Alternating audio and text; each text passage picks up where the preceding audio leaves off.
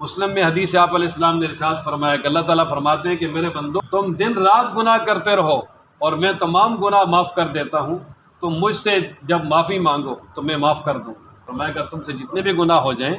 دن رات گناہ میں لگے رہو، لیکن جب تم گناہوں کو چھوڑ کر مجھ سے معافی مانگو گے تو فرمایا میں معاف کر دوں گا۔ فرمایا تم اگر ایک وادی بھر کے جو ہے وہ گناہوں کی لے کر آؤ گے اور میں جو ہے وہ اس سے ڈبل مغفرت لے کر آؤں۔ اور پھر اللہ تعالیٰ نے قرآن مجید میں واضح اعلان کیا نا کہ ان اللہ لا یغفر ان یشرک بہ ویغفر ما دون ذلک لمن یشاء، شرک پہ جو مر گیا، کفر پہ مر گیا، اس کی بخشش نہیں ہے، اس کے علاوہ اللہ تبارک و تعالیٰ جس کی چاہیں گے جب چاہیں گے معاف کر۔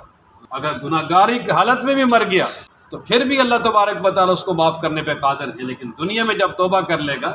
تو اللہ کریم مکمل طور پہ معاف کرتے ہیں۔ تو یہ جو آیت مبارکہ ہے یہ گناہ گار بندوں کے لیے سب سے زیادہ امید افزا ہے۔ فرمایا نا قل کہ، اور دیکھیں کہ انداز کتنا اللہ تعالیٰ نے پیارا اپنایا ہے کہ یا عبادی الذین اسرفوا علی انفسہم، کہ میرے ان بندوں سے کہہ دیں جنہوں نے اپنے اوپر زیادتی کی، یعنی گناہ کیے۔